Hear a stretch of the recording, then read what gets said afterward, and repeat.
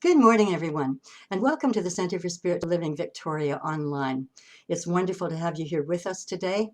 We're looking forward to that day when we're going to be back together again in physical form in our center on Cook Street, and it looks as if that date is going to be July 4th, if you haven't received the message and if you've been wondering.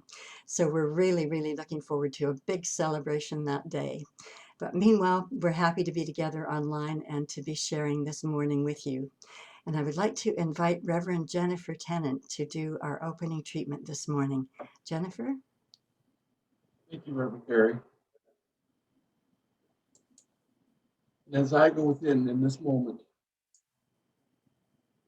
I know that the presence of God exists everywhere and everyone. The presence exists in every condition and every experience that unfolds in this world. And as I know this, I know it's true within me. The divine presence is within me, empowers me, gives me life, gives me motion, gives me love, gives me the flow of grace. And as I know this is true for me, I know it is true for everyone on this call. I know it is true for our church, our center, and the good works that we do in blessing each other, blessing the community, blessing the world through our divine consciousness, which is expressed through us. We become the instruments of divine grace.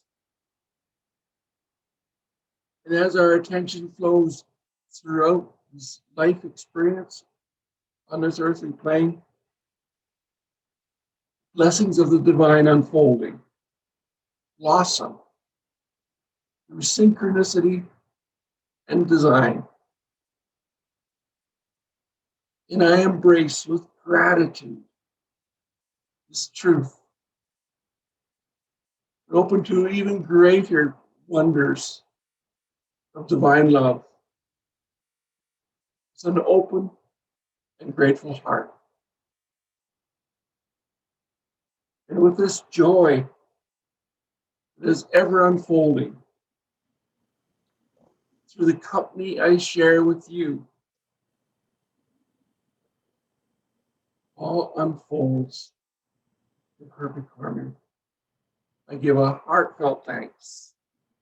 Release my word to the divine consciousness, knowing the right perfect unfolding is already done. Thank you, God. And so it is. And so it is. Thank you so much, Jen. And now we get to have Darlene give us her special gift of music for this day. Darlene? Thank you, Carrie. So I invite you all at home to sing along with the Karen Drucker song called I Send My Love.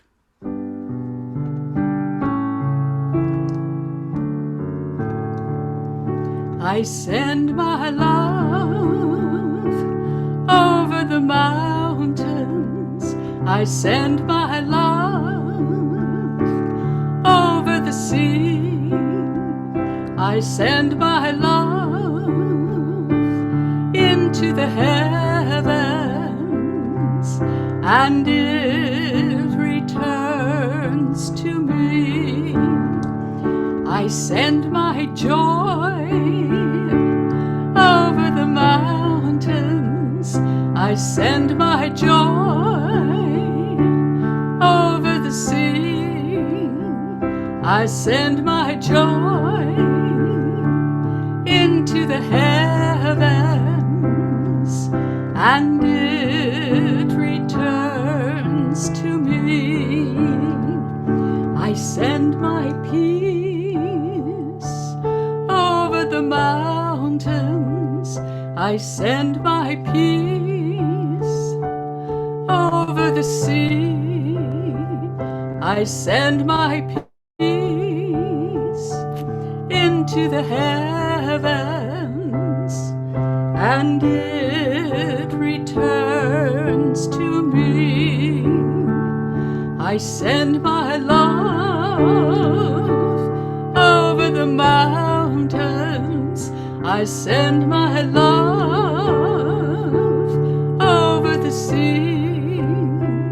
I send my love into the heavens, and it returns to me, and it returns to me.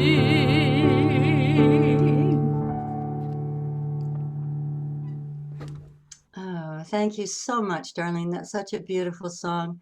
Thank you, and we thank Karen Drucker for giving us permission to use her music on our recordings. So you are each an amazing gift. Thank you. Oh. And so this morning, um, my topic is the space between the bars. And this was inspired by a photo that I saw of a tiger in a zoo.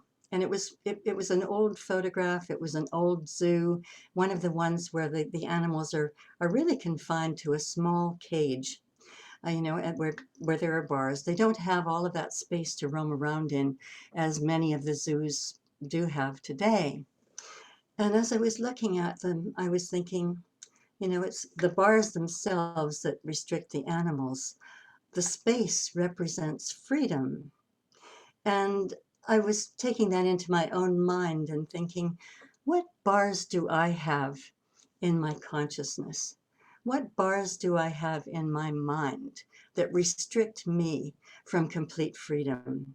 From the freedom to be all that I can be, from the freedom to do all that I want to do. What kind of a cage have I put myself in? And and as I was going through that thinking and wondering about that interference in my own mind, I started to think about the space itself, and what is that space? And I was remembering many years ago, many years ago, listening to a lecture by a scientist, and I don't really remember very much about it right now, but one thing really stood out for me because when I heard it, it absolutely thrilled me. The scientist was talking about electrons and protons and atoms and how everything comes together to create a form of some kind. And someone asked the scientist the question, well, what makes them do that? And he paused for a moment and then he said, we're not really sure, but he said there seems to be some kind of an intelligence that is around them. And at the time, I got so excited. As I say, it was a thrilling moment for me because I thought, that's God. That's the intelligence. That's what we call God. It goes by many names, but it is that intelligence that rules the cosmos, that is in, as, and through each of us, and that is all around us. And now in the quantum world, the awakening world of science, we know that there is great power in this space.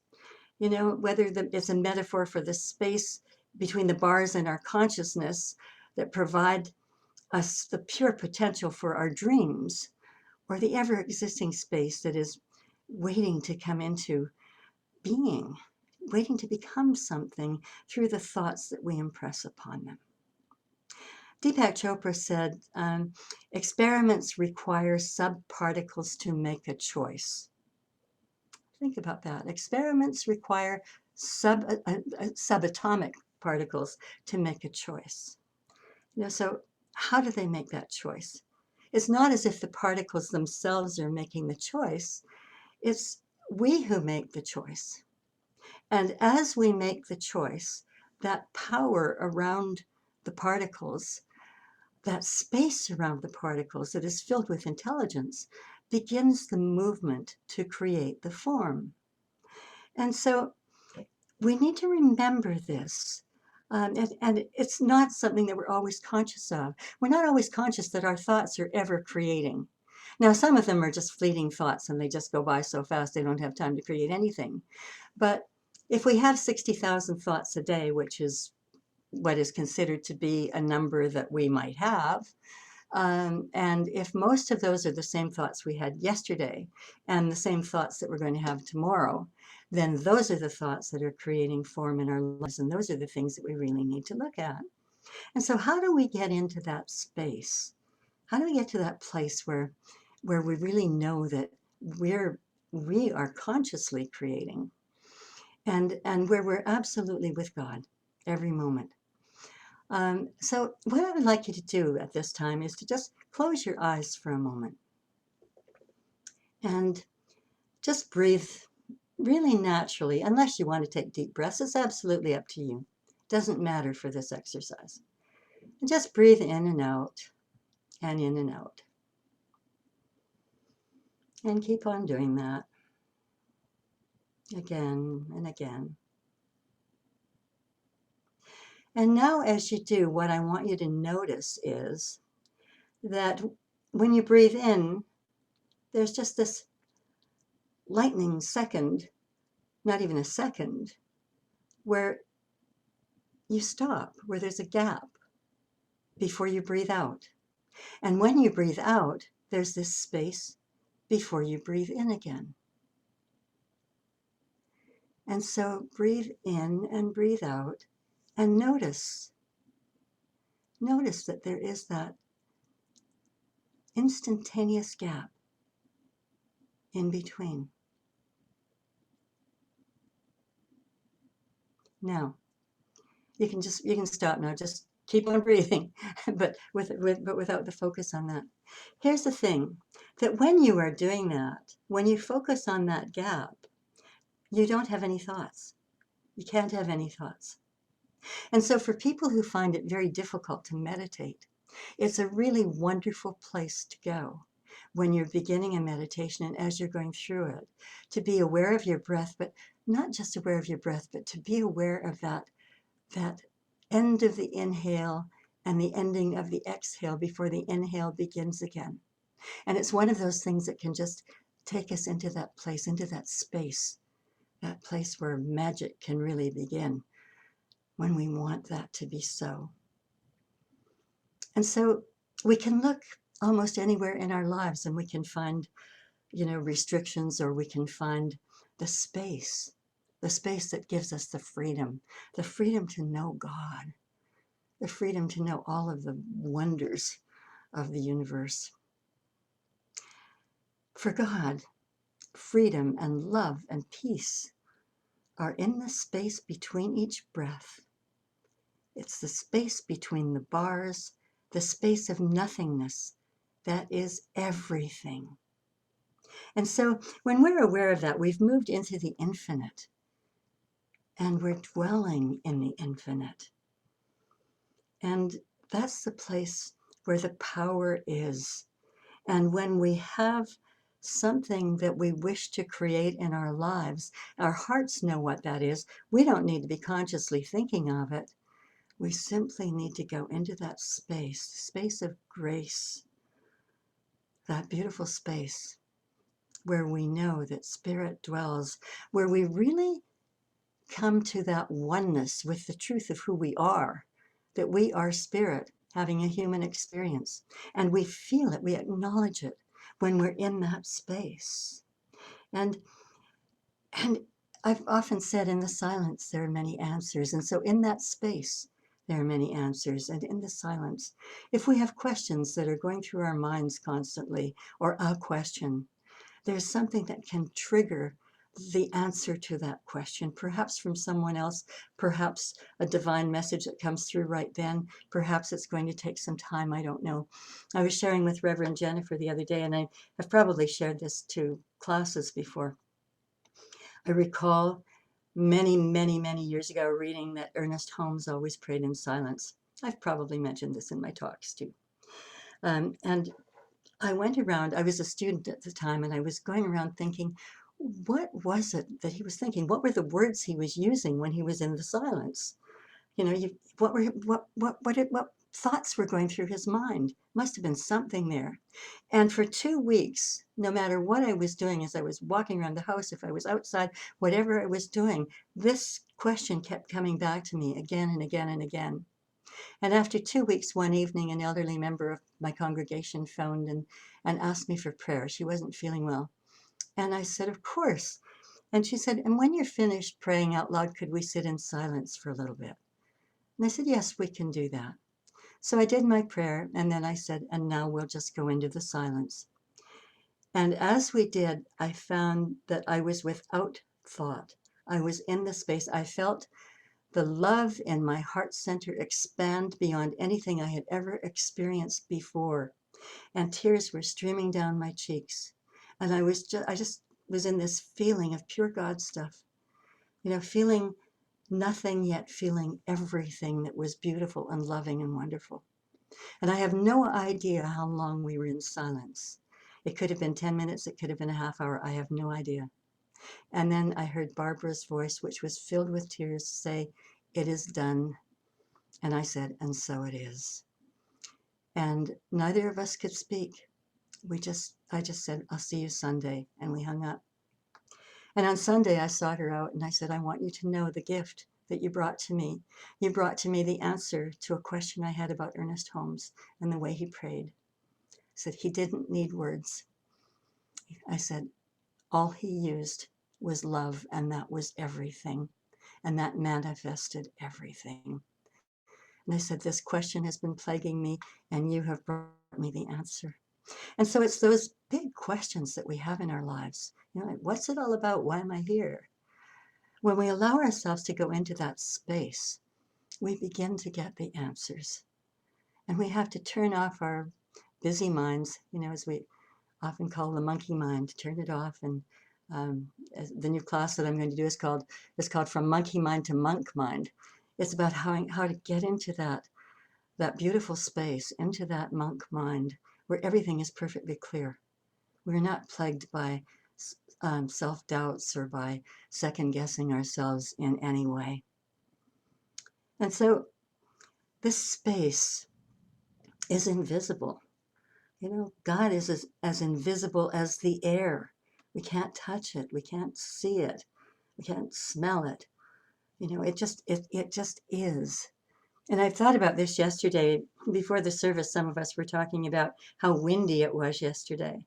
And I remember looking out my window before I went outside, and the trees were really swaying, um, and the tops were bending over in the wind.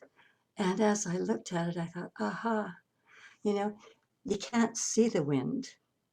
You can see the effects of the wind.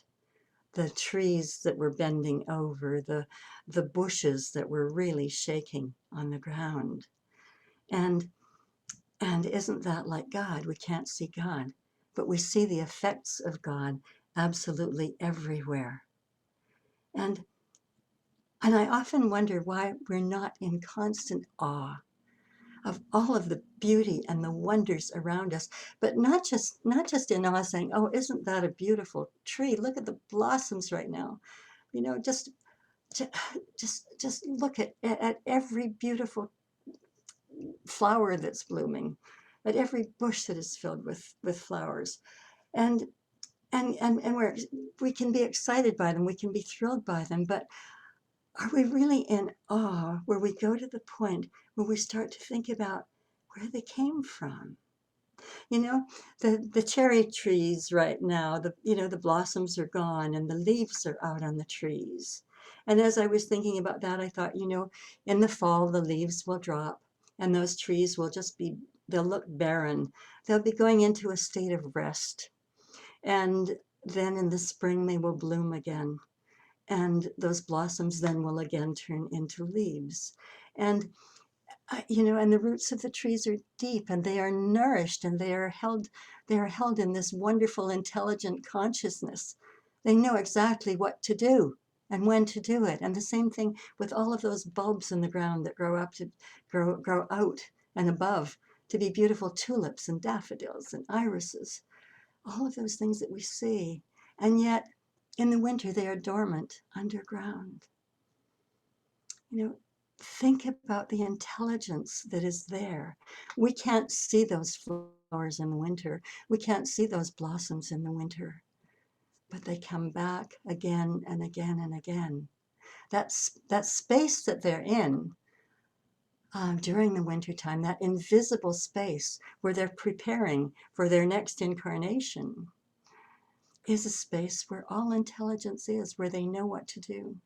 If we could only absorb this into our consciousness and understand that that same intelligence is in us. And when we're having times when we're feeling that life is kind of dormant and maybe even a bit dreary, that it's just a phase that we're going in. And when we go into the space and touch base with the intelligence, that everything starts to change. You know, we feel the love, we feel that beauty rising up again in our minds and in our hearts. We see that beauty. And we begin to appreciate the life that is in the space that is between the bars. And the thing is that what we have to understand is that in order for any of these things to happen, for any of them to be observed, there has to be a witness. We are the witnesses. We have to understand that we are the observers of our own lives, of our bodies. You know, we're all part of the God stuff of the universe, but we are the ones who witness this, who know this, who understand this. And perhaps we need to make a decision to meet God within us and to stop our thoughts, you know, to go into that wonderful, wonderful space. You know, push the pause button and tell yourself in this moment, I go into the infinite consciousness where I get to know and understand God. I go into the infinite consciousness where I get to know and understand God. You know, that's what builds our faith. The poet William Blake said, if the sun and the moon would doubt, they would immediately go out. Think about that. If the sun and the moon would doubt, they would immediately go out. If we doubt, then our light goes out. And so this is a call to faith. You know, as children, didn't we just believe in everything? I don't know about you, but I was daydreaming most of the time before I went to school, and probably was daydreaming part of the time I was in school too. But everything was possible. You know, I could go to the other side of the rainbow. I could go to the land of Oz. I could be a dancer, a wonderful ballerina. I could be a fireman if I wanted to. I could be a pilot. I could be anything. And in that moment, you could feel yourself being that. And I was just thinking, you know, perhaps we need to be daydreaming more in our lives right now. You know, just feeling the wonder of what it would be to be on the other side of the rainbow, whatever that looks like to us. To feel like what it would be to have those dreams come true, those dreams of faraway places that we might want to see, the you know, the music we want to hear, the concerts we want to go to, the people we want to meet. If we just daydream those things and daydream ourselves into happy endings, you know, we to rewrite our stories. You know, forget what happened before this moment. Forget what happened last year, last month. Forget what happened when you were a child and when somebody, you know, made you unhappy. And we may be carrying those things with us. Let us forget them and let us rewrite our stories right here and right now. Rewrite our stories for the future, that our stories are going to be absolutely glorious. And when we do, when we go into that dreamlike state, we're really in that space between the bars. We're surrendering ourselves to that freedom. And it's so important to us to do this, to raise our spirits, to raise our consciousness, to feel that love expanding in our hearts and in our minds. For in truth, it's life that gives unto life. While you who deem yourself a giver are at best a witness. And so let us dream our dreams to witness something better in our lives. Knowing that there is, we do witness ourselves, all the time. Think about it, I witness my body. Okay, I wash my hair. I dry my hair. I put on makeup. I get dressed. I perhaps wear perfume sometimes. We are observant of our bodies. We feel pain in our bodies, and we acknowledge that there's pain. We can acknowledge our breath, as we were doing earlier. We do all of those things. And how many times do you find yourself just saying to somebody, well, as I was telling myself earlier today, or as I said to myself the other day, as if there are two of us? The thing is, there's only one of us, and that one of us is so much bigger than our physical selves. That one of us is pure consciousness.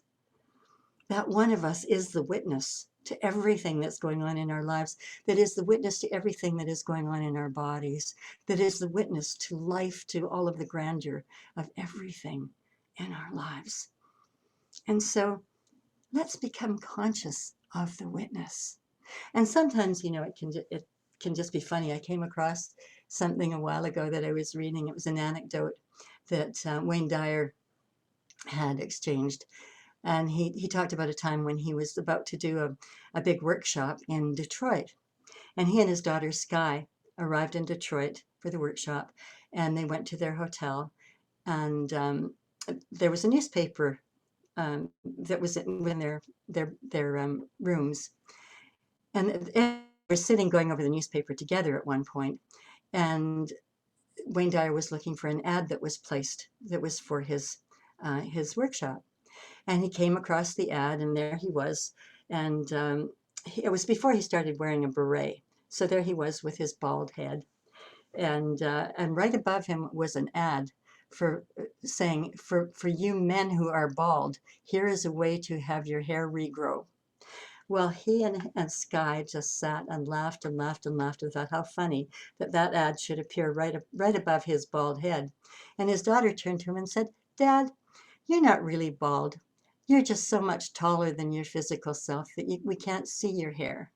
And I laughed and I thought, isn't that wonderful coming from a daughter? Isn't that a wonderful way of looking at things? And the thing is, we can take everything in our lives and look at them in a different way than perhaps we have been looking at them. We can see the humor in things. We can see the things that are serious. We can make choices along the way to shift into that beautiful, beautiful space, into that nothingness that is the everything that is where we create everything in our lives. And it's all about removing the bars and spending much more time in the space, in the place where we are completely free and where we are completely our God selves. And so it is. And I thank you for being here today. And this is the time, of course, where we typically pass the basket and invite you to make a contribution to our center. And so I invite you to do that today, if that feels right for you. We depend upon your contributions for the life of our center in every way, and we so appreciate all that you do. If you do wish to make a donation, you can do an e-transfer by going to donate at cslvictoria.org. That's donate at cslvictoria.org. Or you can go to our website and do it by PayPal or by credit card at the donate button there. If you wish to send checks, you can get in touch with Lillian Slanina and get her address, or you can ask me and I can send you her address so that you can do that, so that we can keep our storehouse full, as the biblical saying goes. And also a reminder today, Christina has asked me to remind everyone that our thrifty cards expire on the 15th of June, and that's coming up very, very soon.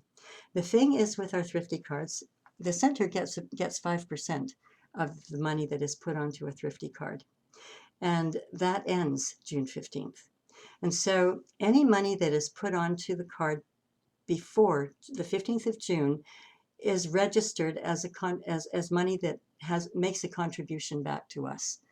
After that, it doesn't. It's not when you use the card, it's actually when you fill it up that it comes to us. So if you have a Thrifties card, just know that anything that you put on the card between now and the 15th of June, we will still get a percentage of that. And then after that, the Thrifty card really doesn't mean anything to us anymore because Thrifties has changed the way of doing things. And so we won't be part of that anymore. And seems to me there was something else that I was just going to remind you once again that we are reopening on the 4th of July. That is the plan, provided everything continues the way it is, because everything is looking pretty good right now. And it was the thinking of our board that by that time, most people will have their second vaccination and will feel a lot safer. But also, the Cook Street facility is getting ready, and it's taking some preparations on their part to get everything cleaned and sanitized again. So just want to let you know that that time is coming up, and we do intend to have a big celebration that day. And at this time, I would like you to, what's been happening in the last weeks in the news that we've heard about the Indigenous children, the mass graves at, oh dear me, it's still hold myself together here.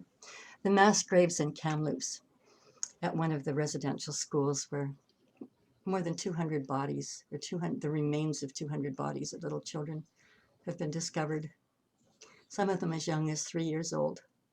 This is so heartbreaking. And at this moment, I would just like to invite everybody to go into a minute of silence to honor those children and to honor the grief that has come up again for all of the Indigenous people who experienced residential schools or whose parents did. This is pouring salt into the wounds again. Let us bless them and honor them in a moment of silence.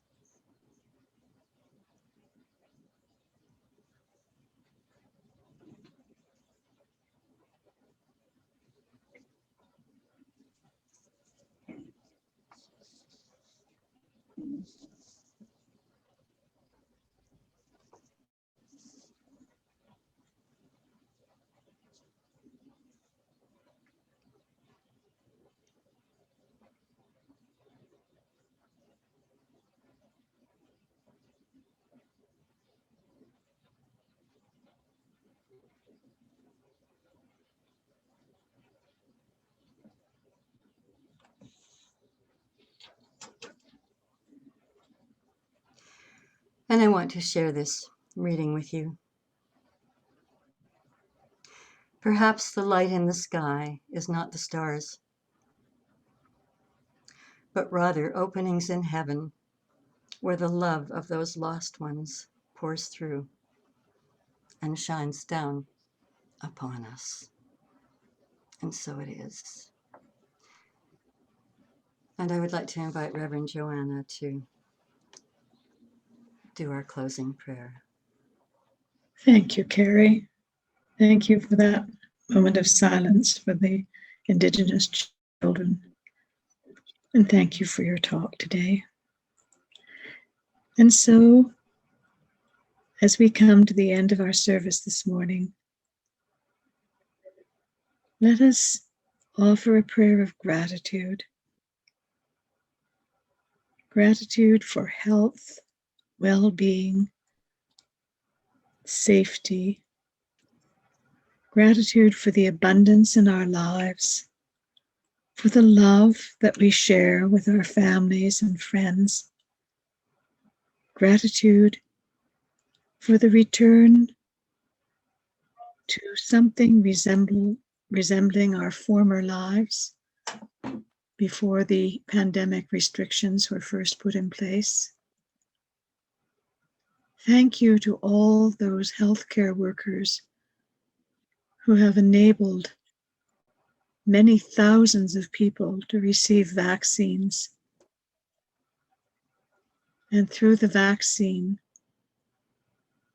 a greater sense of safety and security has emerged. enabling us to gather more with family and friends, enabling us to travel a little more, to be with others a little more, and to be forever grateful for all the gifts in our lives, for the magnificence of spirit in our lives, visible in our lives, in everything that is.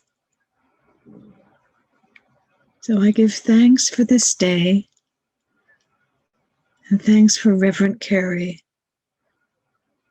and her love for our center and her devotion to our community.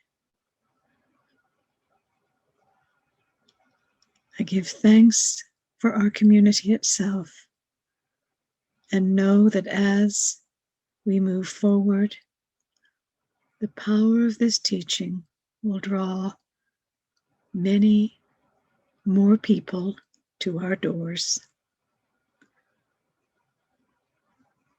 As we go out into the world this week, let us hold the power of this teaching in our hearts, knowing that God truly is all there is and is expressing in our lives right here, right now, and so it is.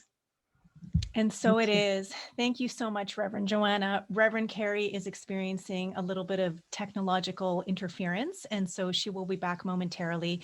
But thank you again to Darlene for the amazing music. Thank you to Reverend Jennifer for the beautiful opening treatment. And thank you to Reverend Carrie, who is on her way back, for her amazing meditation and for offering everyone here the opportunity to step into a moment of silence to remember and to honor the 215 children who were discovered just recently in the last week in Kamloops. So this ends today's CSL Victoria online Sunday service. So thank you, everyone. We will see you again next week. And for those who want to, please hang out, and we're going to have some community time. And then shortly after that, we will step into our healing circle. Okay, thanks so much, and we'll see you next week. Namaste.